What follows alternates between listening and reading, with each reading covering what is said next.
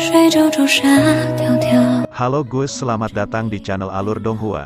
Buat kalian yang baru saja bergabung dengan channel ini, alangkah baiknya jika kalian tekan tombol subscribe, dan nyalakan tombol notifikasinya, agar tidak ketinggalan video terbaru dari kami yang update setiap hari. Oke, tidak usah berlama-lama lagi, kita langsung ke ceritanya. Diceritakan. Matahari yang hangat menyaring melalui jendela dan dengan malas menyembur ke dalam ruangan yang rapi. Di dalam ruangan, seorang pria muda dengan tubuh bagian atas telanjang sedang duduk bersilangan di dalam mangkuk kayu. Kedua tangannya dirajut menjadi simbol yang aneh.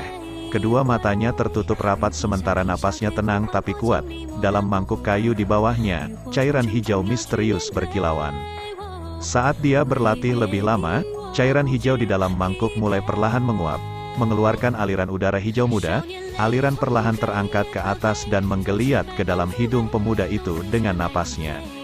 Begitu aliran itu masuk ke dalam tubuhnya, wajah pemuda itu menjadi berkilau dan halus seperti white jade, seolah-olah dia merasakan Dao-Qi yang semakin meningkat di dalam tubuhnya. Wajah pemuda itu menunjukkan senyum tipis. Setelah memastikan kesuksesannya, pemuda itu tidak berhenti sampai di situ. Dia masih menutup matanya rapat-rapat dan menjaga tangannya di posisi yang sama. Dia bahkan tidak bergerak dan mempertahankan posisinya secara maksimal efisien saat dia dengan rakus menyedot energi di dalam cairan hijau. Cairan hijau yang menempel di tubuh pemuda itu perlahan diserap oleh kulitnya, memperkuat tulangnya dan membersihkan jalur qi-nya. Di bawah penyerapan gelisah pemuda itu, semakin banyak aliran hijau muncul dari mangkuk dan perlahan-lahan mereka menjadi begitu padat sehingga menutupi tubuh telanjang pemuda itu dalam lapisan kabut. Di bawah latihan yang gelisah, sinar matahari cerah yang masuk melalui jendela perlahan menjadi lebih lemah dan ruangan menjadi jauh lebih dingin. Di mangkuk kayu, pemuda itu berkumpul di gumpalan terakhir udara hijau dan bulu matanya berkedut sebelum membuka untuk mengungkapkan dua mata hitam pekat. Di dalam mata hitam pekat itu, cahaya putih menembus tapi kali ini, ada sedikit warna hijau. Perlahan menghela napas, pemuda itu dengan cepat berdiri dan membiarkan tetesan air dingin mengalir dari tubuhnya. Mengambil peregangan malas dan merasakan Dao-Qi yang melimpah di dalam tubuhnya, pemuda itu bergumam, dengan kecepatan ini, saya mungkin bisa mencapai Duan Qi kelima dalam 2 bulan. Setelah mempersiapkan segalanya, Xiao Yan tinggal di kamarnya selama setengah bulan penuh.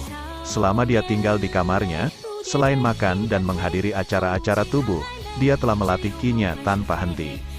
Meskipun pelatihan sangat membosankan dan melelahkan, itu tidak seberapa dibandingkan dengan ejekan dan ejekan yang dialami Xiao Yan selama 3 tahun terakhir. 3 tahun penuh ejekan telah mengajarinya betapa pentingnya kekuatan di dunia ini. Meskipun hari-hari berlalu dengan melelahkan, hasilnya menyenangkan. Efek dari semangkuk ramuan Yao Lao jauh lebih kuat dari apa yang Xiao Yan dan bahkan penciptanya pikir Yao Lao miliki. Yao Lao telah memperkirakan bahwa dibutuhkan setidaknya 1 bulan bagi Xiao Yan untuk mencapai 4 Duan Qi, tetapi Xiao Yan hanya membutuhkan separuh waktu itu. Mendengar ini, bahkan Yao Lao terkejut dengan kecepatan dan efisiensi latihan Xiao Yan. Meskipun Xiao Yan telah melakukan ini sebelumnya, kecepatan yang dia tempuh sekarang tidak terlalu luar biasa. Bagian terpenting dan terberat dalam melatih Dao-Qi adalah dasar-dasarnya. 10 Duan Qi akan memakan waktu 10 hingga 20 tahun. Tentu saja, begitu seseorang menjadi Dao-Ze maka kecepatan latihan mereka akan meningkat secara eksponensial.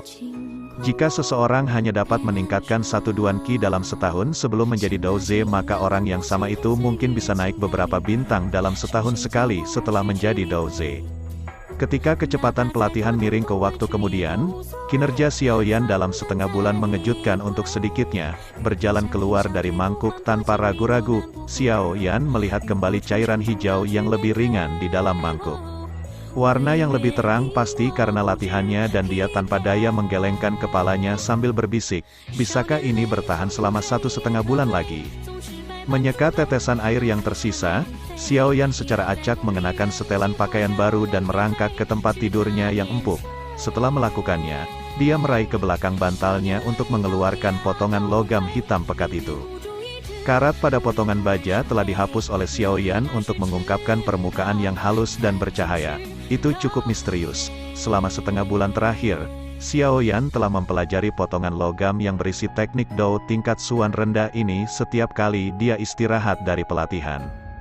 Dalam setengah bulan, di bawah instruksi Yao Lao, Xiao Yan akhirnya memiliki sedikit pemahaman tentang teknik yang terlibat, tapi karena kekurangan Douqi, dia tidak bisa menggunakannya untuk hal berguna yang membuat Xiao Yan sedikit kecewa. Menempatkan potongan logam di antara kedua telapak tangannya, Xiao Yan menutup matanya dan menggunakan persepsi jiwanya untuk mengamati pelat logam hitam. Dengan napas Xiao Yao yang menenangkan, ruangan itu sekali lagi menjadi damai, keheningan panjang lainnya berlalu sebelum Xiao Yan membuka matanya lagi dan mengangkat tangan kanannya. Tangan kanannya melengkung menjadi cakar dan cahayanya Douqi, di bawah desakan Xiao Yan, dengan cepat melewati beberapa titik ki dan tekanan di telapak tangannya untuk menjadi kekuatan penarik. Ping! Vas keramik yang ditunjuk Xiao Yan membuat beberapa lingkaran sebelum jatuh ke meja, dan dengan tabrakan yang jelas, itu hancur berkeping-keping. Hah! Meskipun teknik Dou berada di level Suan, Douqiku terlalu rendah dan aku hampir tidak bisa menggunakan teknik ini. Melihat kehancuran yang dia sebabkan, Xiao Yan berbisik pada dirinya sendiri, melihat kekuatan yang dimilikinya saat ini.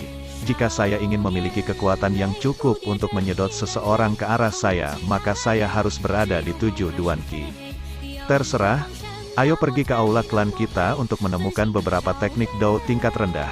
Tangan vakum ini tidak akan banyak berguna untuk beberapa waktu. Tapi karena saya bisa melatih Douqi saya lagi, saya tidak perlu menggunakan metode latihan bodoh saya yang saya gunakan sebelumnya. Sambil menghela nafas lagi, Xiao Yan turun dari tempat tidurnya dan melirik cincin hitam yang tidak bergerak sebelum meninggalkan rumah. Mengernyitkan matanya dan menyesuaikan diri dengan terik matahari, Xiao Yan dengan hati-hati menutup pintunya sebelum dengan malas berjalan ke jalan batu menuju ruang belakang klan. Di sisi jalan batu ada pohon willow hijau zamrud, hijau yang melimpah terasa menenangkan dan kontras dengan panas yang menyengat beralih ke jalan yang berbeda. Tawa seorang gadis muda menyambutnya. Karena ketenangan yang terganggu, Xiao Yan mengerutkan alisnya dan mengikuti sumber tawa. Dia melihat beberapa gadis muda datang ke arahnya dari jalan lain. Diramaikan oleh gadis-gadis lain, seorang gadis cantik tertawa, wajah menawan yang telah dia bayang-bayangi sepenuhnya oleh gadis-gadis lain di sampingnya. Dia adalah gadis yang kedua setelah Sun Er dalam pengujian Douqi. Xiao Mei, melirik gadis yang pernah menempel di sisinya memanggil Biao Ges yang tak terhitung jumlahnya. Kilasan ejekan tak terkendali melintas di wajah Xiao Yan. Dengan ringan menggelengkan kepalanya, Xiao Yao mendapatkan kembali penglihatannya. SL, Biao Ge adalah saudara laki-laki yang tidak berada dalam keluarga langsung. Ini adalah pepatah formal dibandingkan dengan GG yang lebih merupakan pepatah akrab. Ketika Xiao Mei sampai di jalan yang dilalui Xiao Yan, tawa menawan Xiao Mei mereda saat dia melihat Xiao Yan. Matahari menyebarkan cahayanya dan membuat pemuda tanpa ekspresi dengan tangan di belakang kepalanya sangat menarik. Sepasang mata besar yang cantik menatap pemuda yang mendekat, dan mencoba membedakan apakah ada senyum tipis atau ejekan yang menggantung di ujung mulutnya. Xiao Mei secara mental tertarik pada Xiao Yan. Tiba-tiba, dia merasa seolah-olah dia telah kehilangan sesuatu. 3 tahun lalu, pemuda itu, di ujung mulutnya, memiliki lekukan yang memabukkan. Oke Gus, sekian dulu ceritanya ya. Kita akan lanjut di video selanjutnya. Dan tidak lupa subscribe dan terus dukung channel ini, agar bisa berkembang dan Mimin lebih bersemangat lagi dalam membuat konten. Terima kasih yang sudah subscribe, sampai jumpa lagi, bye-bye.